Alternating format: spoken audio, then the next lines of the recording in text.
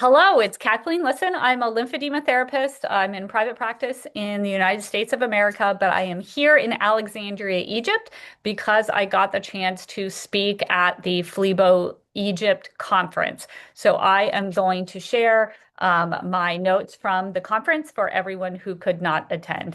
So the first thing I'll talk about is delayed wound healing and infection risk. So if the person who you're seeing, like your client, is coming up with delayed wound healing, they have a higher risk of infections than you usually see. They're having a lot of previous infections. The conference presenter said to look to four different things. Look to see if they have diabetes, if their diabetes is well controlled. Look to see if they have excess cortisol. Look to see if they have malnutrition. And I will personally say malnutrition does not mean a number on the scale or a BMI. Someone can be in a larger body and still have malnutrition. It has to do with the amount of food that they're currently eating and how well that food is digested and available to the body. So just because someone is in a larger body or thinks that that number on the scale is too high does not mean that they are not at risk for malnutrition. And number four is endocrine dysfunction. So if you see that the client, you're not really sure what's going on, they're having delayed wound healing, they're having increased infection risk, tell them to talk with their physician to see about these four issues: diabetes, excess cortisol, potential malnutrition, and endocrine dysfunction. We had a great presentation on how to lower the risk of venous thromboembolism. And a lot of it is just the really good, solid dietary nutrition advice that we've all heard before. This is all equally as good for the vein system. So how can somebody lower their risk of venous thromboembolism? Eat over 5 servings of fruit and vegetables. Eat at least 1 serving of fish weekly. And this has to do with antioxidants, omega-3 fatty acids. We've heard this before. Nothing really groundbreaking. Eat less than 1 serving daily of red meat or processed meats. All these can lower the risk or have been shown in research to lower the risk of venous thromboembolism. Also, if they're concerned about this, ask them to talk to their dietitian or nutritionist about folate levels, B6 levels, vitamin K levels, and then again, the omega-3 fatty acids in their diets. Big, complex, but straightforward thing that they can do is to stop smoking nicotine. Nicotine smoking has been shown to increase the risk of venous thromboembolism. So stop the smoking. If they're going into surgery anytime soon, often the surgeon will also say, stop smoking nicotine because it's going to also impair your wound healing. So we know this. It's for many reasons to stop smoking nicotine. And then the common sense advice of the low fat, high fiber diet combined with exercise. That kind of eating and exercise pattern can lower the risk of venous thromboembolism, according to the research that was shown at the presentation at the PhleboEgypt conference. And these eating patterns could be vegetarian, they could be Mediterranean, they could be the DASH diet. So these are 3 options that your clients should look at and see what them plus their nutrition professional can arrive at an eating pattern that is sustainable to them, because reducing the risk of venous thromboembolism isn't something that you just do for a quick couple weeks and as soon as you get done with your surgery or however, then you're fine and you go back to your old ways. And one really interesting thing that was in this presentation is consumption of French fries. Consumption of French fries may be increasing the risk of venous thromboembolism. And as someone who helps people after plastic surgery, I think there's not enough good, solid nutrition information. I think a lot of people are relying on not healthy foods if they are told by their surgeon to gain weight so they have enough weight for fat transfer. I think we may tend to rely on foods that are low in nutrition and high in calories. And unfortunately, that may get in the way of this dietary eating pattern that is going to help them reduce their risk of venous thromboembolism. So if you need to gain weight, so you have extra fat for the fat transfer, does not mean eat French fries, because actually that low fat, high fiber diet plus exercise is going to be decreasing your risk for that venous thromboembolism. That is what we're really concerned about after plastic surgery. Okay, so if you're on warfarin, and I love this slide, if someone is going to be on warfarin, there is almost a laundry list of healthy foods that they need to talk to their dietitian about consumption levels if they're also going to be on warfarin and how that might interact with this new prescription. Grapefruit juice, cranberry juice, papayas, flax seeds, garlic, ginger, ginkgo, soy milk, tonic water. So definitely, if you're going to be on warfarin, if you're going through surgery or for whatever reason you're on warfarin, make sure you discuss with a registered dietitian what is the safe levels, what is good to eat in your diet, and what food should you stay away from.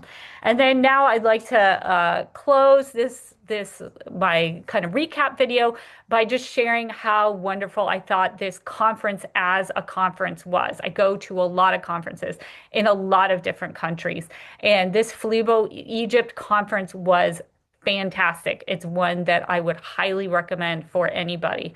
And I liked it because the organizers of the conference seemed like, and I think they are passionate about using this conference as not only a tool to communicate information to the current generation of phlebo-lymphology experts, of the vein surgeons, but they're also using the conference as a tool to improve the coming generations. So I saw people who were in their early 20s at this conference presenting.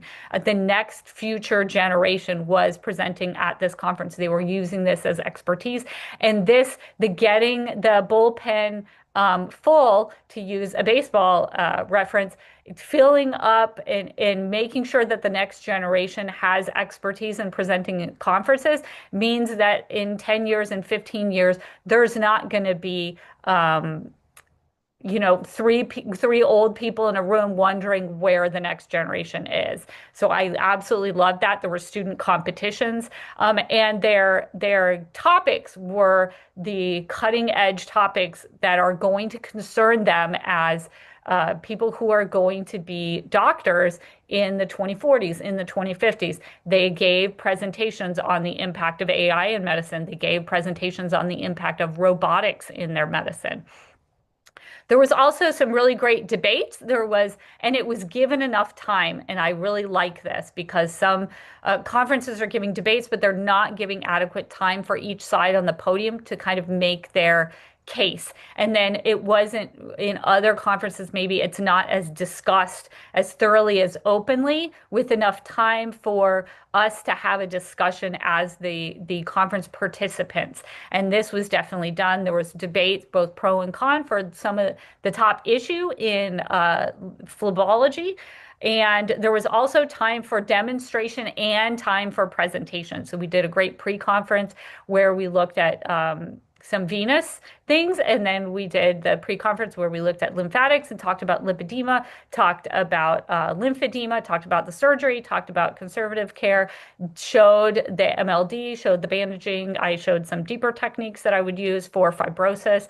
So it was a really great mix of you can see some of the techniques, some of the technology in action in phlebo-lymphology, and then you also got to see the next generation in action, talking about the features as the presentations, and then you got to see some of the current world experts talking about their presentation. So you got to see the newest things. I believe heartily that everyone who went to this conference is going to have enough information to make some positive changes, serve their patients better when they go back into the office on Monday.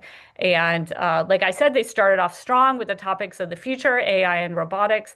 There was also, which I really appreciated, an extended amount of time given to a presentation on the history of the profession, which I think is important, not just for the new students that were coming and listening maybe to the history of the profession for the first time, but also to the experienced doctors, just to understand that, especially in this very historic city of Alexandria, that even the conferences are giving the proper amount of time to understanding and appreciating the history of venous surgery.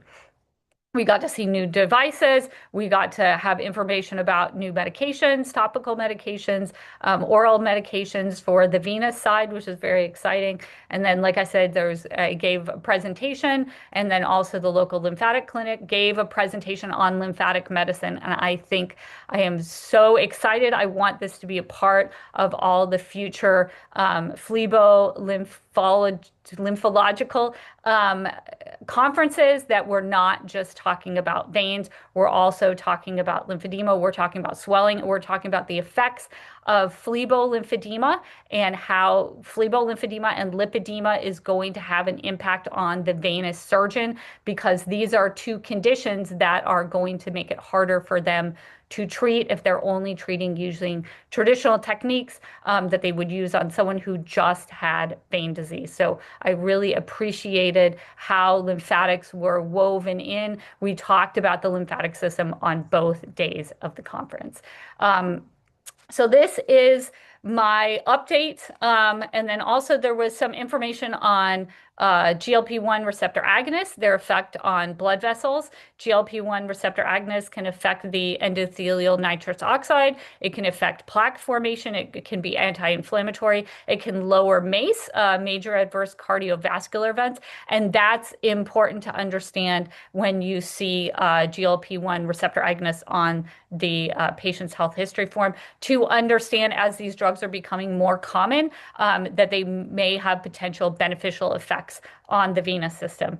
Peptides may have an effect on vascular repair. So these peptides, including the GLP-1 receptor agonists, definitely something to keep our eye on and to get more information about in the future. We talked about AI in disease prevention, smartwatches, wearable ECG devices, smart rings that can help you get data on recovery, on stress, on sleep, continuous glucose monitors, which clients can use to help understand what they eat and how they exercise affects their glucose, and potentially the potential is there for them to reduce their diabetes complications. And then we also talked about the human role and the AI role in medicine as a partnership. So the human role is to deliver empathy, to deliver compassion, and the AI role is to take all these data points, the data points which are maybe even coming from the smartwatches, coming from increased testing, coming from all the scans that people will get, and be able to look at that information and spot patterns, maybe even before a overwhelmed physician could spot the patterns, which will allow people to get their health under control and make quality health decisions faster, earlier, because you're spotting these patterns with the help of AI. And one of the presenters made a very important point that I really appreciated, and that is the belief is not that AI is going to replace the doctor, but the doctor who uses AI is going to replace the doctor who doesn't. So it's an important time to understand the role of AI, and then how can we use it to help our clients. And then there is also important to understand that there is a performance hierarchy in medical AI. So there's several different brands out there, and understand that clients are using AI. They may be coming to the appointments with information that they've gotten from artificial intelligence, which may be true, which may be false. And then we can't just assume that they don't know anything, and that we have to educate from the start. And we must start assuming that maybe they have some misinformation that they've learned that's incorrect from AI. So to be able to educate clearly is a very important part of being a lymphedema therapist or being a vein surgeon, being anybody who's helping people with their medical issues. And understand that some AIs are getting it right more than other AIs. Some brands are getting it right more than other brands, but we can't say it's not set in stone which one is the ideal. We can't say, oh, use Grok, don't use ChatGPT, because as soon as you get published research on the efficacy of one brand versus the other, the programs themselves are improving. So it's kind of like we're following the technology as it improves, but just to have that understanding and be able to give that understanding to clients, that it's not a generic, you can't believe everything you hear on AI, and some AI programs are going to be more effective in communicating the medical information than others. So that is my recap of the amazing and excellent PhleboEgypt conference. It was the 13th annual conference held in Alexandria, Egypt. Thanks and have a great day.